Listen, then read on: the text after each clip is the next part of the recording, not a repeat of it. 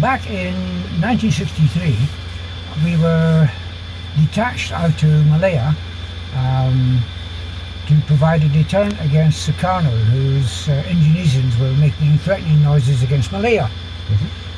And we transited out in our Victor via Akrotiri in Cyprus, Komaxur in southern Aden, and then on to Gan, and then on to Tengah on Singapore. Well, when we got to Gan, you'll see a picture of Gan Island Atoll. It's about the southernmost island, I think, of the Maldives, and it's not very big. In fact, the runway starts at one end of the atoll and finishes at the other end, and there's so small a space is that there's no taxiway around the runway. You actually have a big concrete pan halfway down the runway, and you taxi onto the runway, go down to the takeoff end and turn round, and you're ready for takeoff. Well, we had to get up early in the morning because it gets hot very quickly, and the Victor 1 engines were Avens, if I remember rightly. They weren't nearly as powerful as the later Mark II Victors that had Conways, and consequently, if you were full of fuel, it took quite a long time to get airborne if the temperature was hot. So we always got airborne quite early in the morning. On the morning in question, Jim, the captain, said to me, okay, he said, you're scheduled for a takeoff, because they had fantastic statistics that everyone had to do a certain takeoff, landing, a bomb run, whatever, a number of times in a month. So Jim says, okay, he said, this morning it's your turn for the takeoff. So we taxied down to the end of the runway, turned round at the far end, and looked down the runway towards the east, and at the far end of the runway there was a shower cloud coming in. Now, the clouds out there, cumulonimbus, they can get up to 55,000 feet, and they're pretty fierce. You don't want to go in them. Anyway, this one didn't look particularly big, but the rain was coming down as it got to the far end of the runway.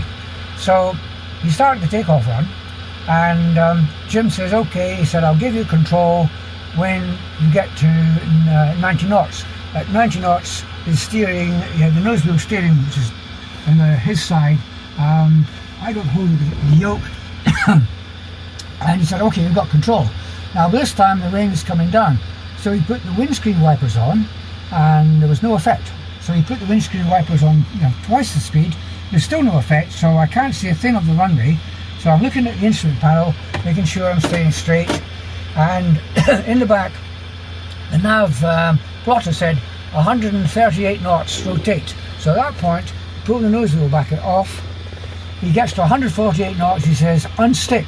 So pull stuck back a bit more, and at that point you could feel the aircraft vibrating, which means that it's time to stall.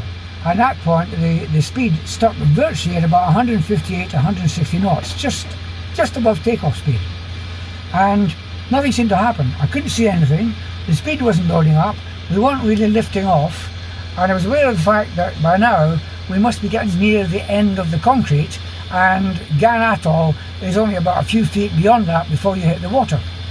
So everyone's saying, what are you doing? And Jim was screaming at me, or swearing at me, saying, don't pull back. But I couldn't ease forward because the navigators in the back were screaming they could see the Indian Ocean almost level with their windows.